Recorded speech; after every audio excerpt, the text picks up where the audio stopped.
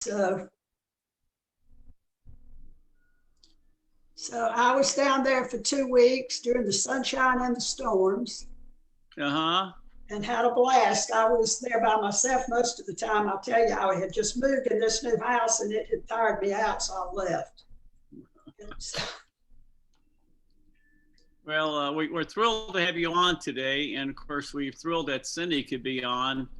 And Our whole purpose today is to not only honor Virginia and but yourself, Francis, as the two icons of success in an industry where, when you folks joined, there were not a lot of women even in the industry.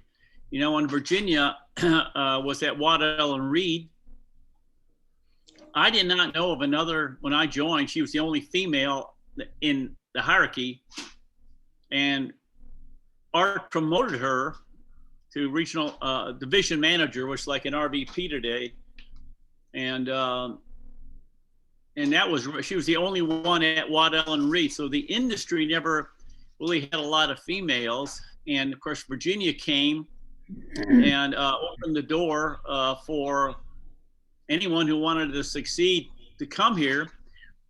But you were the first one that emerged, and then you and Virginia, of course, became the icons of icons. And now, of course, there's Cheryl Bartlett now, and it was underneath you. And we have Gurpreet Singh and several others. But talk about, Francis, your mind and your memories of Virginia, and your beginnings of the Women in Primerica movement, and your association with her. I know she was like a mother to me, but you were her best friend in the company. So talk about all that, and how that inspired you, how that she mentored you, how she you know, you cried on each other's shoulders. And you've been through a lot of similar life experiences, haven't you? And so, you know, that she's a kindred spirit. So glad to have you on, Francis.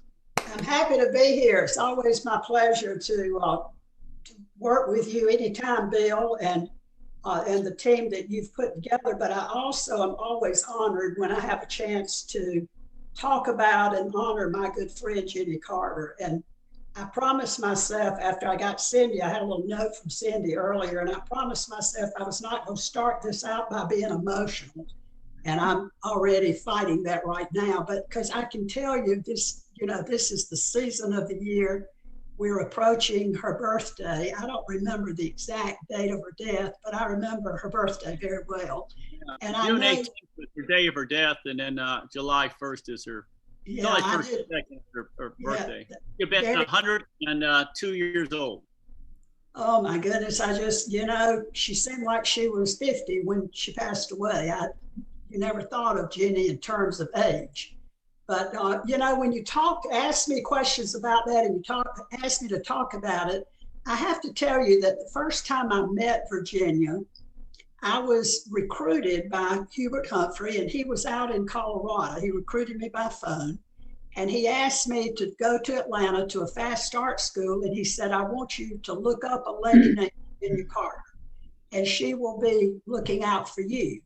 And so he had obviously called Jenny and told her about me. And she was not hard to miss in a crowd. She was very sophisticated, very tall, and you know, just I was in awe. I felt like I was in the presence of true greatness, and I was.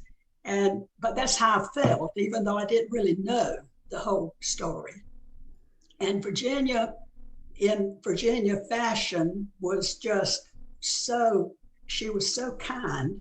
And, you know, she was, I'm trying to find the word, she made me feel special. She made me feel okay that I was in a room full of men that were leading the company. And she let me know, she said, you're not going to see but 2 or 3 women maybe on the stage today, and one of them will be me.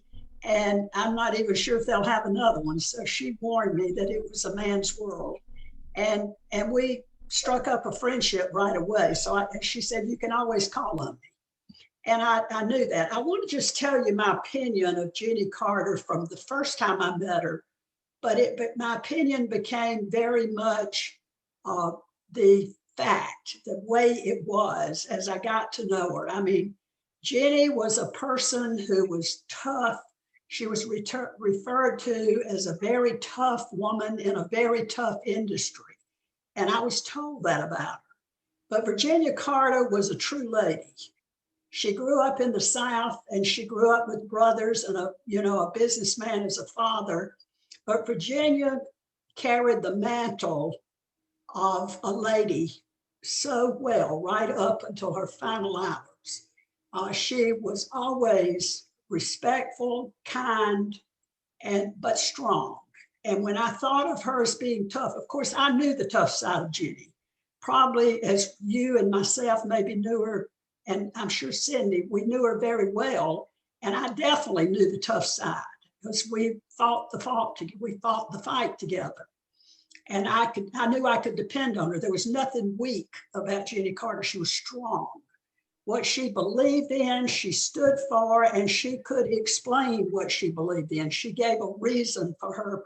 Anything she would tell you that was her belief, she would always give you a reason for it. And I don't know about you, but I respected that.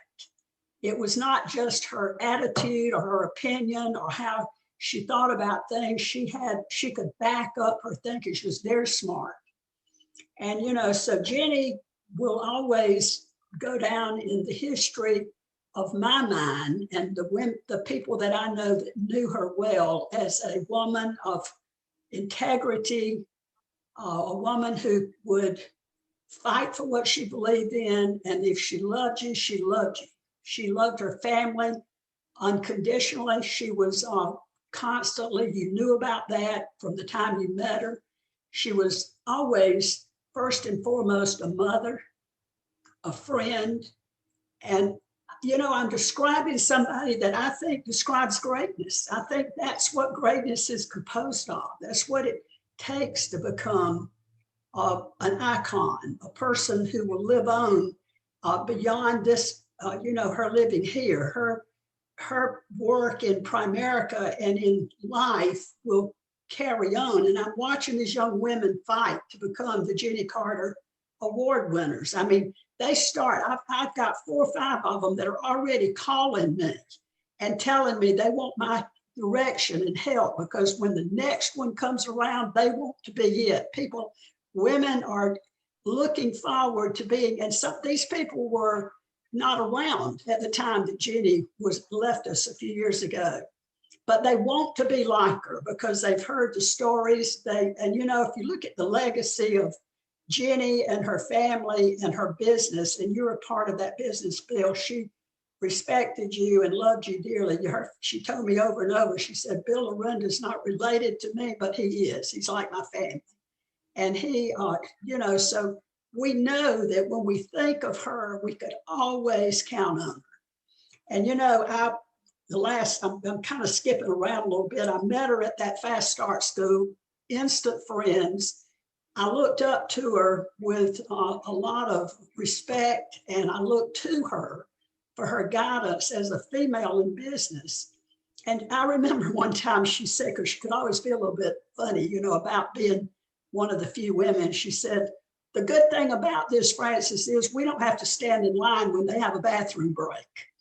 We can just walk right in, because there was nobody there but about 2 or 3 of us. And she said, so look at those guys, they're having to wait. I said, that's one of the good things. Later, after the women became so prominent in the company and we had so many women, we would have to change the signs on the men's room so we could we'd take one of the men's room and turn it into a women's room because we didn't have enough room for women. And she said to me one day, we were standing there, and they would always, when they would see one of us walk up, the women would get out of the way and let us go straight through and never made us stand in line. She said, look at this. They got such a long line now, we're having to shut down the men's room so that we can get all the women in here. So we really knew we had won when that happened. And that was sort of a private joke, that the men now were, having to be moved down the hall a little bit. But Jenny, go ahead. We tried to sit next to each other at our meetings. And one time when it was pretty small, Art came out with profanity of profanities. He was very intense. And I just went like this, and she looked over and said, I was in the Navy. I've heard worse. So she was one Yeah. of us. We never looked at Virginia as a woman. She was Virginia. Yeah, that's right. And she wanted it to be that way. And she would right. say to me this thing about, she said, there's a real double-edged sword about having a women's organization. She said, I don't want women to think they need to be treated special. They need to go out and fight the fight just like everybody else. So she didn't think of herself as being a female. She thought of herself as being a businesswoman who was competing in a very tough industry. And, I don't know, you may have some other comments you'd like for me to make. I just, when I think about Virginia, I think about strength. Can I tell you a funny story about us traveling together? Sure, I bet. Two funny stories. I've got a lot of funny stories, but I'm going to tell you these two. I'm not very tall to start with, and my height is definitely not in my legs. I have extremely short legs compared to the rest of my body. And Jenny had extremely long legs. And so she said, can you keep up with me? We were sort of racing down to the, to get on, to sit in the, at the airport, those long corridors. And she said, can you keep up? I said, Jenny, I have to take 3 to 4 steps for every one step you take, and I'm running to do that. And so I said, but I promise you, I'll get there at the same time you do. So I could tell she was laughing under her breath, and she'd kind of slow down and let me catch up with her from time to time. She didn't want to lose. And so we had this ongoing thing about I would have to get a head start so we could get there on time. But then another thing that was really I always think about this because Virginia didn't like to get up early in the morning. Oh, yeah. She loved to stay up late at night, and she could sit up with the best of us. But when morning came, she didn't want to get up too early. So we had done a big meeting over in California, over in LA, and we'd rented a car, and we were going over to the desert, to Palm Springs. And so we got to the hotel and kind of had to have a nice dinner, and it was kind of late at night. And we were I went to my room. She went, just as I went to unlock my door, she said, now I got to tell you something. I'm not going to be out of this room at 10 o'clock in the morning. If you've got sightseeing you want to do early, because I know I was an early bird. I always get up early no matter what. She said, so you just go ahead and do whatever you want to do until lunch, and I'll meet you for lunch. And so we had a clear understanding that on trips together, Jenny wasn't getting up to do anything early. And that was a wonderful, she said, I've seen everything, Francis. I've been here a dozen times already. And so she chose to sleep, but she was very clear on her passion for sleeping. And one other quick funny story, and I've told you this before, Bill, but I'm going to tell you again. We had gotten up early and flown to California. We were in I think we were in Pasadena. We were doing a big women's meeting. They had like 1,500 tickets sold, and the place was packed. And actually the firemen had come in and stopped them from we were overloading that place. It was a hoot. We had a great meeting, and then we had been up since before day in Atlanta, flown out to California. It was nighttime. By the time the meeting was over, it was 9:30 or 10 o'clock in California. She said, okay, where do we go for, where's the bar? So we went, they'd all closed down. So she wanted one of the women there to drive us to find a place so she could have a drink. She and I both like to have a drink after every meeting. And she said, and they didn't act like they wanted to do that. She looked at me and she said, we'll find a place to entertain ourselves. They don't have to come with us. I've got a feeling we're going to leave them on a lot of things because they're a little bit wimpy. So she was always laughing at the women for not wanting to stay up late with her and, really take advantage of the time to visit. That's when she really loved to get to know people. She loved it. Like she said to me, I hate to go to bed at night. I hate to wake up in the morning. That is exactly right. he would stay up till 2, 3, 4, 5 o'clock in the morning and love talking.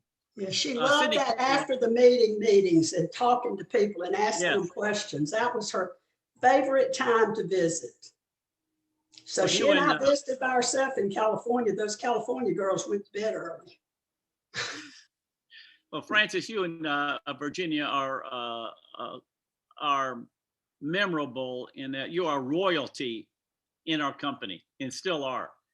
And Cindy Kicklighter, of course, she was there the last week of Virginia's life at the hospital, and she loved Virginia as much as we do. What question you have, Cindy, of Frances? You're on mute, Cindy. Sorry. I'm honored to be a part of honoring of Virginia, and then Frances Avrett, you know, right by her side, inspiring so many people. I would just keep asking Frances to tell us stories. Because Frances, I remember one night when everybody was going to sleep also, and I says, Virginia, you want me to walk you up to your room? She goes, I'm not going to my room, you know, and all the things you said about, you know, Virginia, but she just was, for a lot of you guys, you know, Frances, you start off with, I got to hold myself back. I felt myself starting to cry because she was such an amazing woman. She's in a lot of your hearts, you know, she's made such an influence, Bill, on so many people. And there's so many stories that we could tell. The tough woman in her, I remember when I had gone through a bump in the business, and you know, you always want to talk to different people. What should I do? And it was when I was faced with having to rebuild the business, and two people I called. One is my mom, and the second one is Virginia Carter. And she coddled me a little bit, Frances, but then she says, well, you know what you gotta do? Like she always said, let's just go do it. Let's just go do it. And even though I spent a lot of time with her, Bill, because Milner was supposed to walk her around when she was in that wheelchair, but who knows where Milner was, and we love Milner. So I was blessed not only being in our hierarchy, but spending a lot of intimate moments with her, blessed. And, you know, just people would just be able to come up to her. And you know what's great, Frances, people would look at Virginia like, there she is. And I'd say, just come up to her, you know, and they were so excited. The last couple of years, so many people were able to take pictures with her. But Frances, you have so many great memories. A lot of us do. I would just like to hear what made you laugh with her, what made you cry with her. I could, you know, you said a lot. My question would just be, how did she affect you, obviously, as a woman in the business? And I think you explained that, but just tell us more stories. Well, you know, Cindy, I remember that so many times when we were together, when you were there, and, you know, everything you just described about Virginia is true. And from my perspective, I came here seriously to earn money. I didn't come here to play. I was not interested in, I was interested in winning. I was interested in winning for my family. And when I met Jenny, that was a true connection. Bill alluded to that earlier. She and I both were, you know, my husband was still alive. She was struggling with her family situation, older than I was. But we both came here seriously to make it work.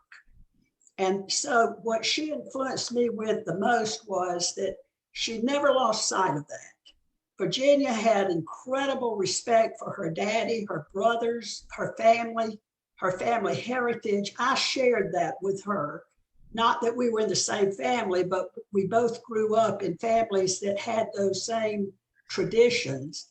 Jenny went to one of the most prestigious women's colleges in the Southeast, and maybe even in the country at the time, Agnes Scott. And I knew a lot of people that had gone to Agnes Scott, and I knew when you graduated from there, it was special. And so they carried on that tradition of family and toughness, but she had risen above some of those things that I'd grown up with and she had grown up with to become a true businesswoman. Her goal was to be a part of the company at every stage. She said, I don't want them to leave me behind. As long as I'm walking on this earth, I will be a fighter. I'll be here with Art and carry on the traditions of this company. So when we started out with the Women in Primerica and started traveling around the country, she would, and I don't know if you knew her very well, and 2 or 3 of you did, Virginia could get pretty mad about things. I mean, she was fun, and she was dead set on winning, and she had no patience with people that didn't treat their business like that. Right. She would get angry over people that would talk about the company negatively or blame the other person or blame somebody. She said, blaming people doesn't fit in the world I grew up in and that I live in today. And she and I shared that. And that influenced me because I loved having a mentor that when I could see her, when those things happened and I could see her reaction to it was a reaction that I respected. She didn't, let me tell you, she would fight you for Art Williams and this company and her friends, every one of the great leaders of the company she grew up with, as Bill was describing, from day one. And she was a true team player and committed to Primerica, to A.L. Williams at the time, winning this battle with the industry and taking this to the levels it did. So that was, I could always draw on that strength. That gave me courage. It gave me a feeling of security that I knew my good friend that I could count on would feel that way, that she wouldn't be happy when people said the wrong things or acted the wrong way. She would fight for it. She was born in 1919. And of course, the time she went through the Depression, her father lost his business. Her husband turned out to be an alcoholic that she divorced twice. She moved to Myrtle Beach, South Carolina with him in a business. It failed because of his drinking. She came back and she fought. She fought in World War II. And she came here, and her stamina and her ability to keep focused and determined. Frances, whenever I think of her, I think of you. That determination and all the personal issues you've had to fight all these years with your husband and his illness and her family dynamic. That's what we needed back then, wasn't it? We needed a fighter. We needed not an excuse maker, a fighter. And that's what I'm getting from you right now about her. Yeah, that's what I learned from her. I mean, I was encouraged. I'm a fighter by nature, and I had a tough time when I came in the business. And she lost her oldest son very prematurely, very suddenly, and I lost my oldest son very prematurely and very, very suddenly. And I remember when she lost Al, and you can't even imagine a mother's loss until you've been the mother with that loss. And I thought I could, but I couldn't. And then she later lost her daughter before she passed away. So she was a person who had, like you said, her father she told me the story of his business and the fight that he put up to save that business, and how later the brothers did the same thing. But she remained the calm source of strength for whoever she was around, that she displayed a source of strength, Bill, that yes, we needed that. We need that today because you can count on it. But in that, calmness and in her gentle way of going about it, I knew the woman, and you did too, that inside there was a fighter, and she was determined.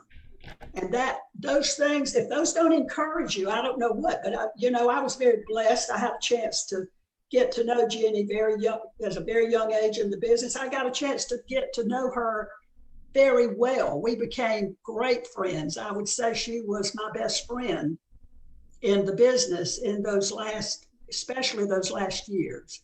I was there with her right up until just maybe an hour or so before she passed away.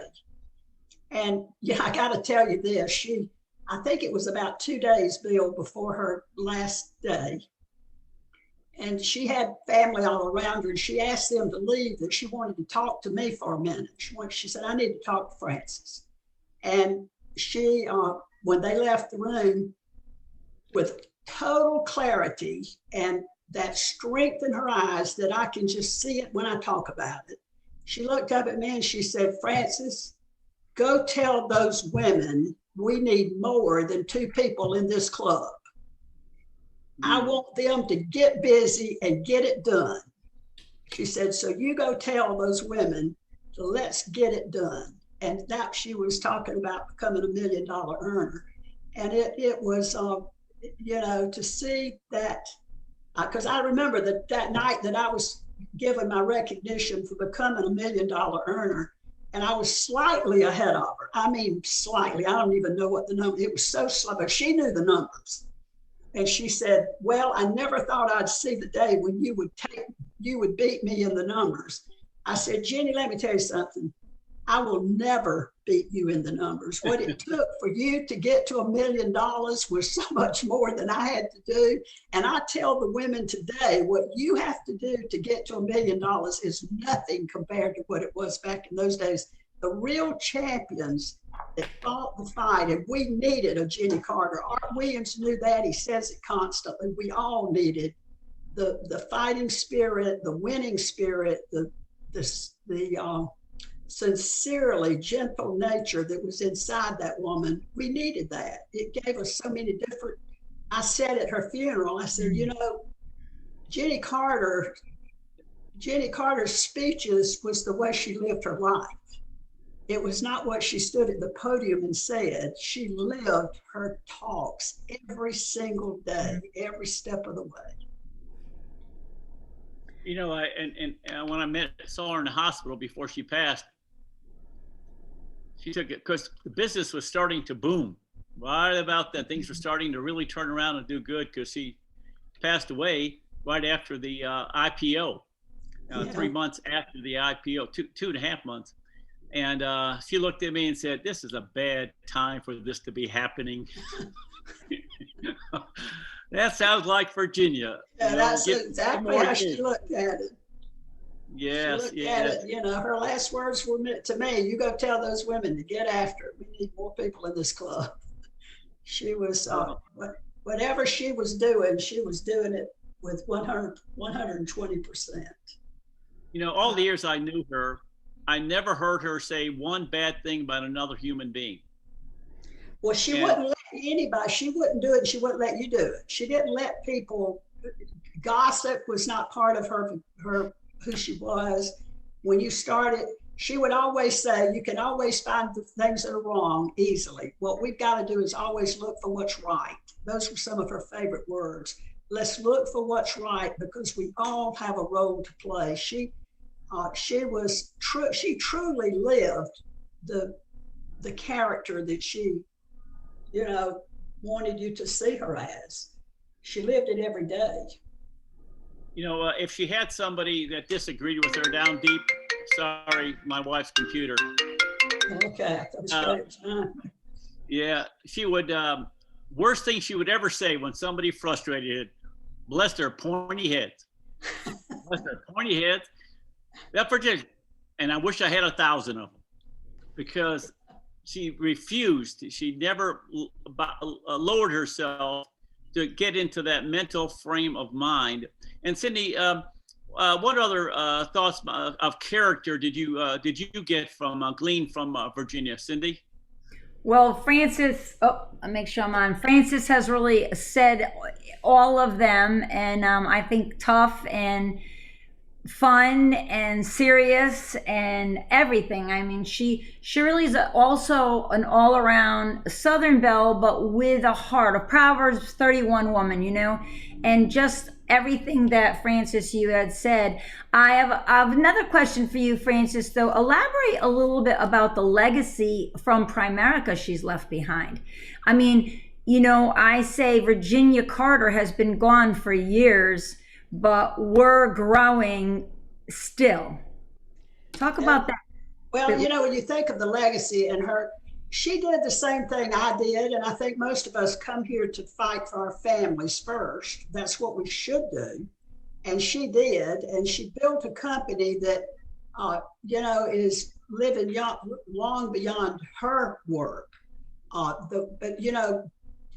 know her children. I especially know Jenny, very well. Jenny and John stayed at my home the last 2 weeks that Virginia was alive because I lived so close to the hospital. So they stayed there, and I knew Jenny and John very well, but I got to know them really well and became really good friends with them. And, Jenny has struggled with some really serious health issues and still is. And in spite of that, they have a great income. Jenny left a business that pays, Al didn't have children, but Ricky did. And those 3 granddaughters, I know they get a check every month.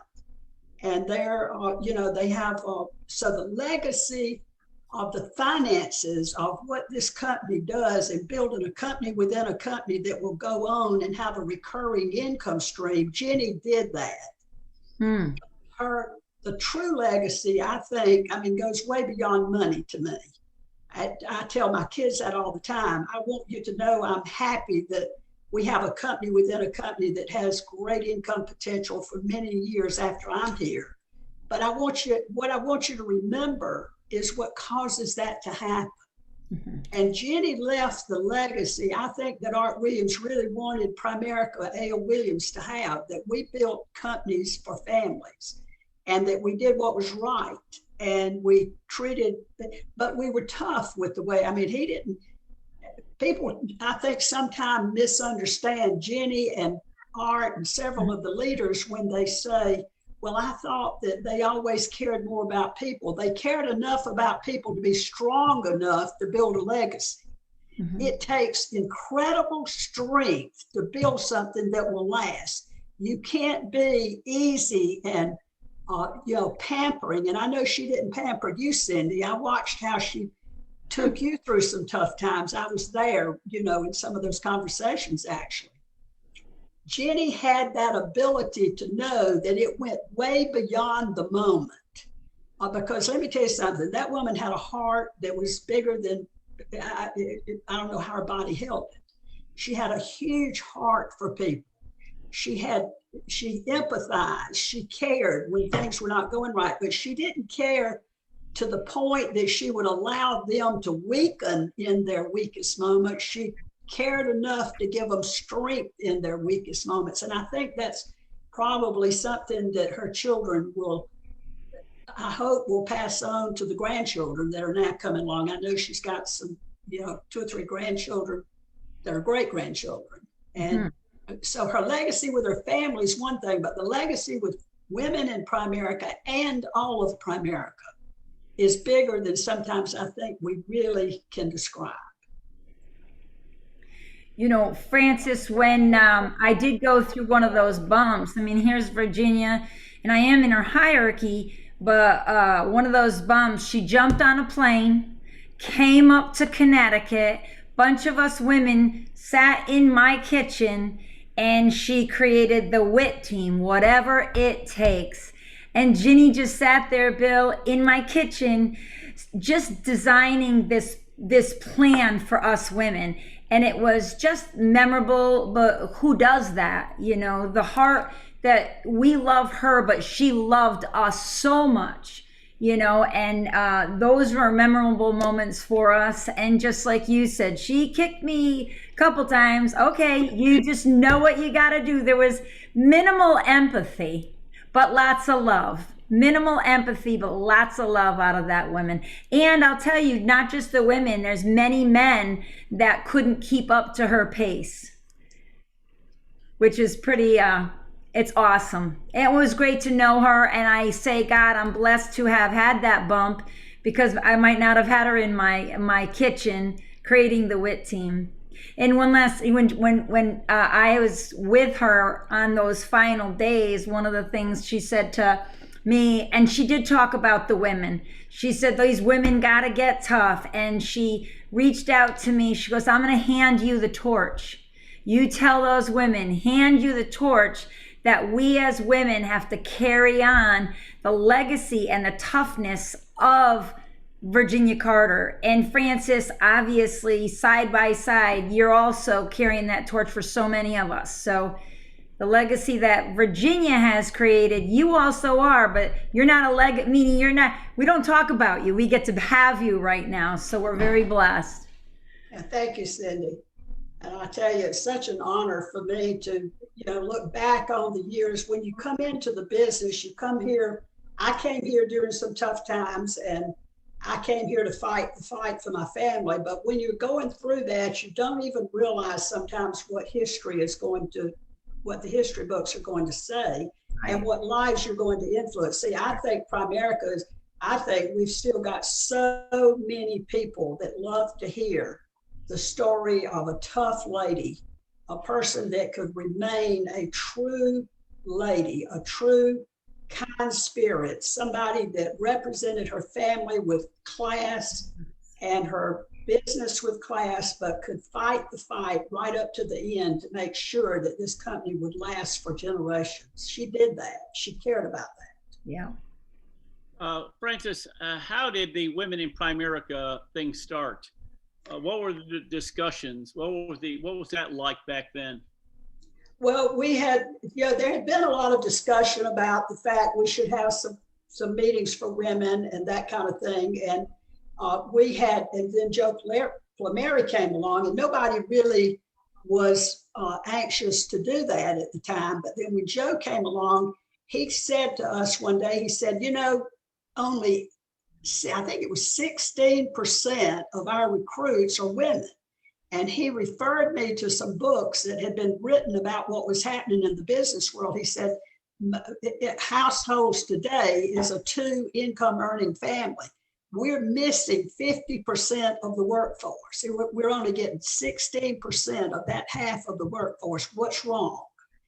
And we, Jenny and I got together with Barbara King, and I mean, there's some details there, but as we did that, what we said was, and Jenny and I totally agree, the only way that we were going to change it was for women to really see that they could succeed by seeing other women up close and personal. You couldn't do it on phone calls. You couldn't do it in brochures.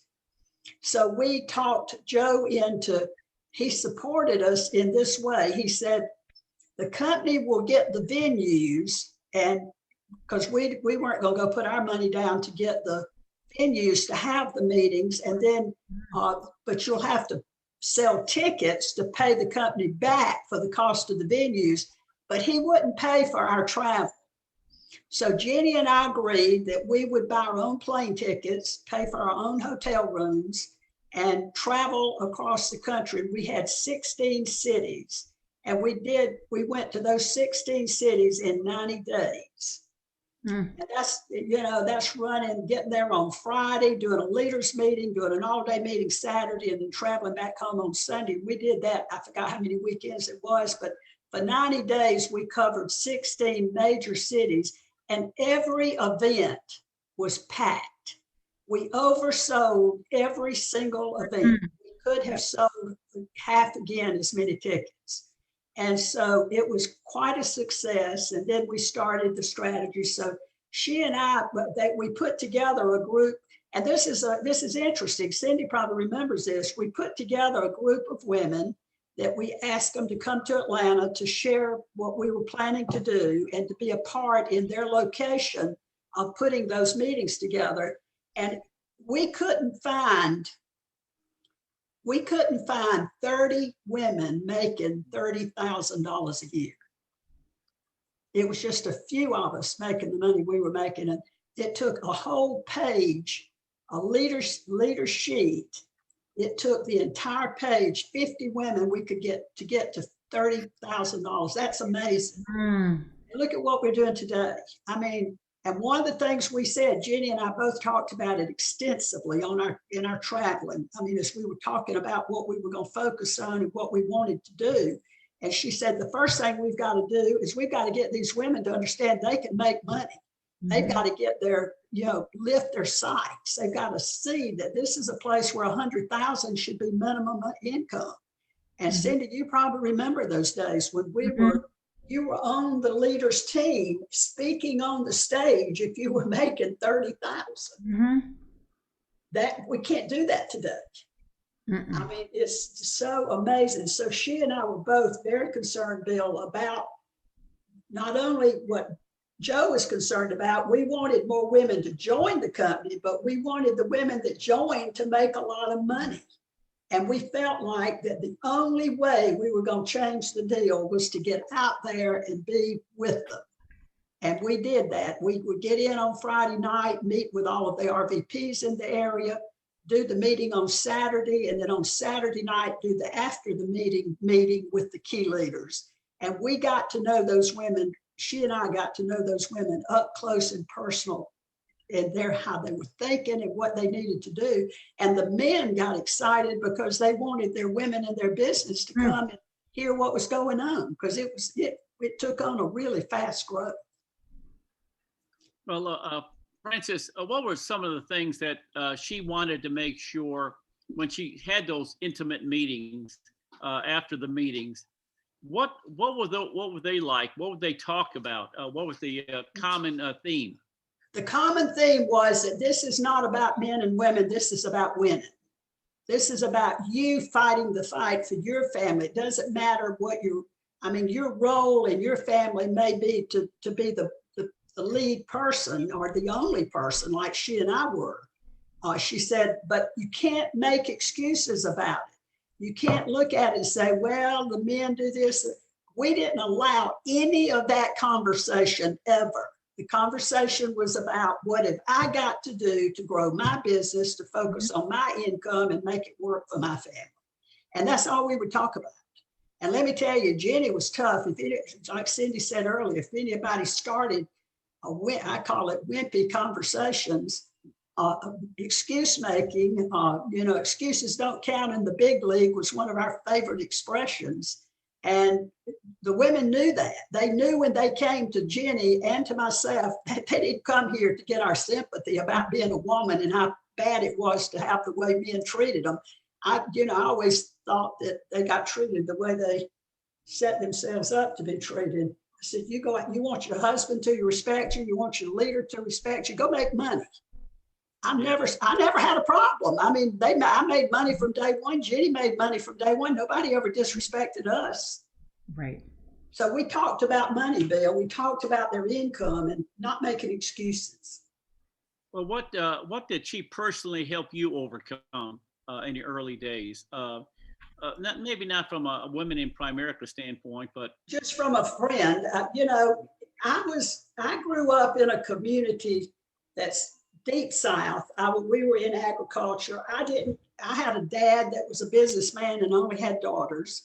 And I had no idea that women struggled in the business world because I was very protected.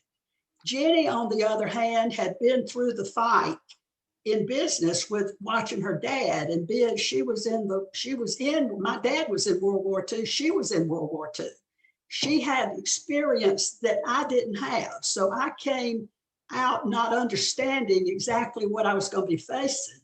And Jenny would, I can see her little smile right now. She'd say, you're going to find out, but it'll be okay. You're tough enough.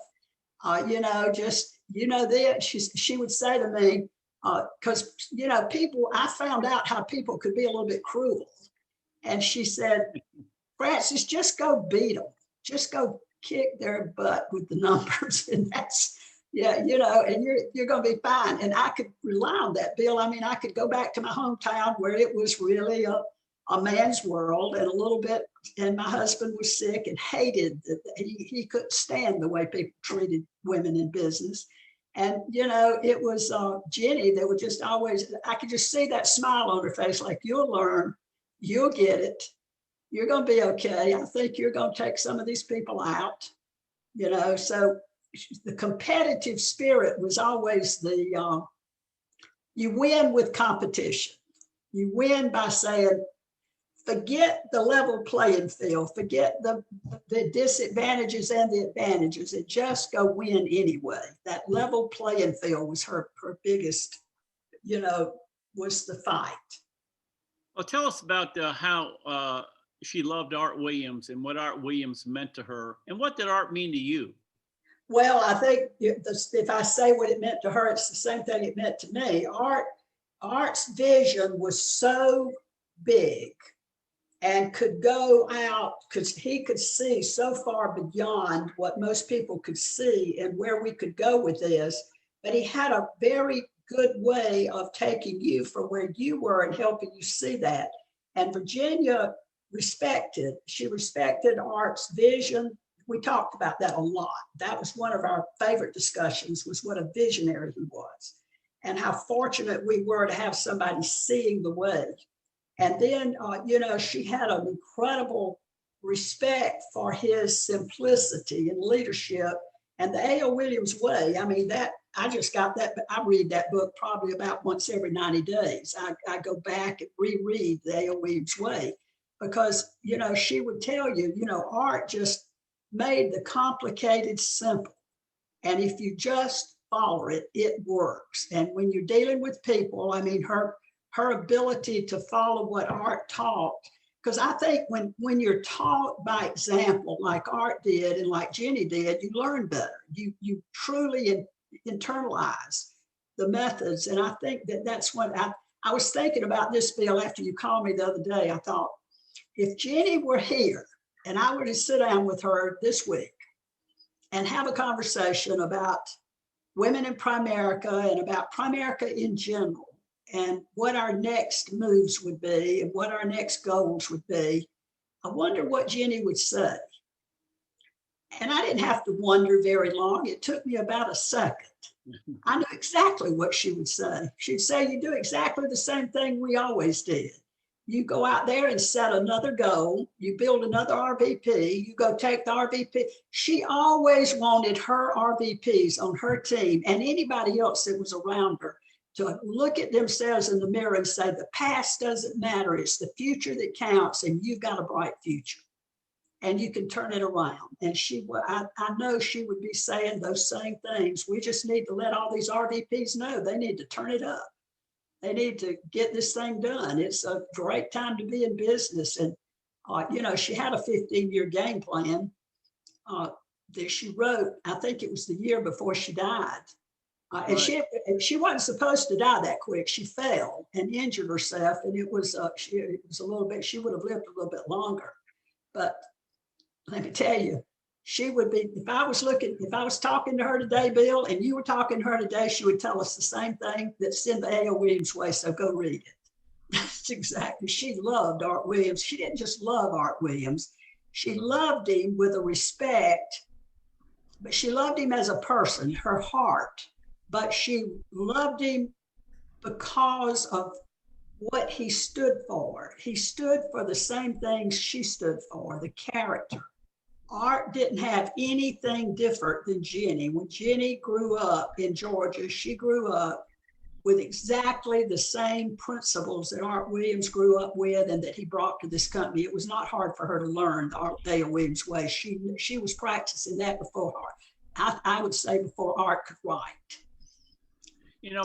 She talked about, she said, we have to change our priorities from God, family, to God, country, family. And she was a true patriot. All her brothers fought in World War II. She was in World War II. Talk about, and then we'll, Cindy, get it to you for another question, and then we'll end with final comments. So talk about her as a patriot and how much she loved this country. That it was, it makes chills on me, Bill. I don't even know if I can talk about it. Jenny loved this country and what it stood for and what people like herself and her family had fought for with an undying love. Yeah. I mean, the American flag was a symbol of freedom to her that I can't even imagine her experiencing some of the things we're seeing today, in the disrespect that people have. She said she understood free enterprise. She understood that what we fought for was a chance to be free, to have businesses, to have our religious freedom. She loved her church, Bill, you know that.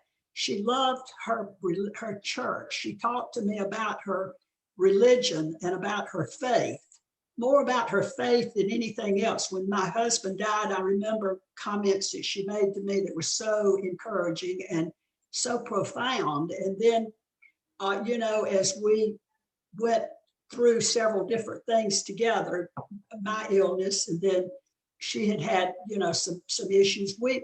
Her faith was amazing, but she loved the American free enterprise system and who this country is and what it stood for. And she said, I fear that the young people don't realize what they have their hands on enough to keep it alive. And the only way we can do that is fight for our businesses. It was an undying love for her country. Cindy, last question, and we'll give Frances final comments. Cindy? Well, I would like to just share something might be inspirational with you guys. A precious moment, Frances, which we had so many of them. One night we went up and I brought her up to her room and we just sat on the side of the bed and talked. And everything you said, she took me back. She took me back to the Olympics. She took me back to her brothers. She took me back to everything. It was probably about an hour conversation and just spending that precious time with Virginia. And it was so inspirational. But at the end, there was a moment of silence. She says to me, Cindy, if I go to sleep tonight and I don't wake up tomorrow, I can honestly say I have no regrets. She really, really was blessed with us. We were blessed with her. She had Primerica in her soul. And therefore, I feel like she looked back at her life and definitely had no regrets. And that's an inspiration for all of us. But Frances, I would just say, on our final wishing words, amazing. Everything you represented, I felt it in my heart, and I'm sure a lot of you did too, But final statements that you have about our beautiful girl and finishing us up.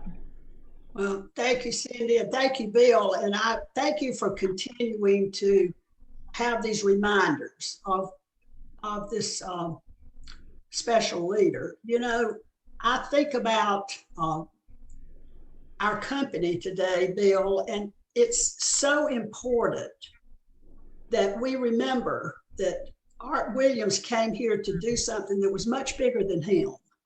It was much bigger than his family becoming wealthy for generations. It was a thing that I can just go on. I've just heard stories this week where, because we were there, families are better off, because we've seen so many deaths with what's going on recently. And, I look at I believe we're put in the right place at the right time. I think I think we have a purpose.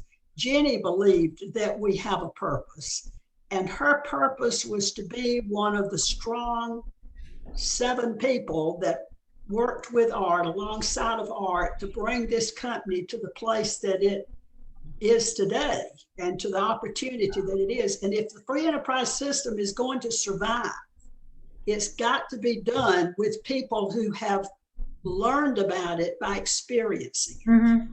Jenny believed that, and I believe that. And what we can do in Primerica is help people experience what free enterprise means and what it stood for. She stood alongside of those other 6 leaders that were with Art Williams in those days with incredible strength and determination to carry on that banner. Let me tell you something, folks.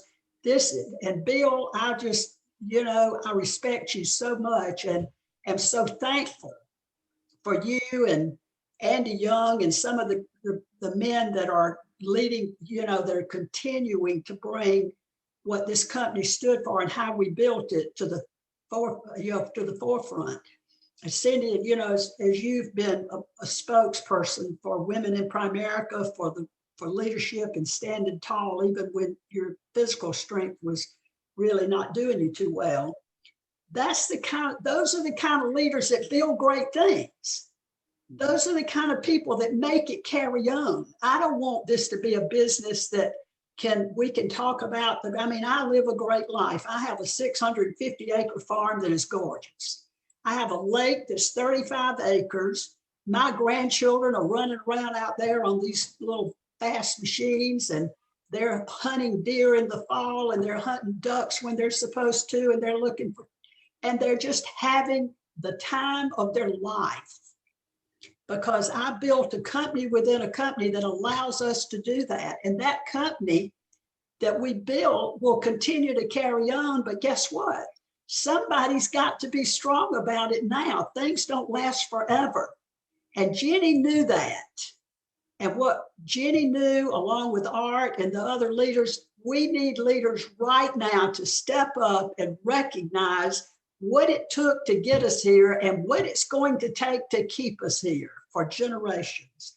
That generational wealth that Jenny Carter built, and we're very familiar with it, will go on with the money. But let me tell you something, the generational wealth that can go on for families in our country and our freedoms is beyond description. And I think that's what we did, Bill. And I think that's what Jenny gave me, the courage to continue.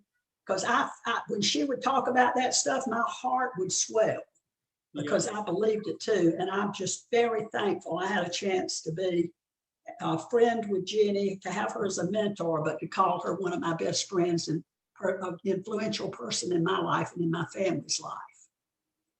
You know, I heard that quote that people walk in and out of your life, but the great ones leave footprints on your heart. That's and so that's true. what you've done today. And I respect you so much. You and Virginia are on the Mount Rushmore of the greats, not just in women, but all of Primerica. And I want to make sure everyone on this call knows of your royalty, of your loyalty, and how big you are. I mean, you are international. And, you and I both know that they don't ask us old timers to do a lot anymore, but boy, do we treasure you. You are a A.L. Williams treasure and beyond. So thank you very much. I just love the stink out of you, and you have a place in my heart that's akin to Virginia's, and I can't thank you enough. I just talked the other day on a multiples workshop about your circles and the power of the circles, and I copied you, and I tried to channel you for about 10 to 15 minutes and recreating hierarchies and taprooting and everything I've learned from you. Thank you very much. This has been wonderful, Frances. Thank you very much. Thank you for having me, Bill. And thank you, everybody, for being here. Let's carry on the legacy. Praise God. Thank God you, bless Cindy. everybody. We'll see you next time. All right. Bye-bye. Bye-bye.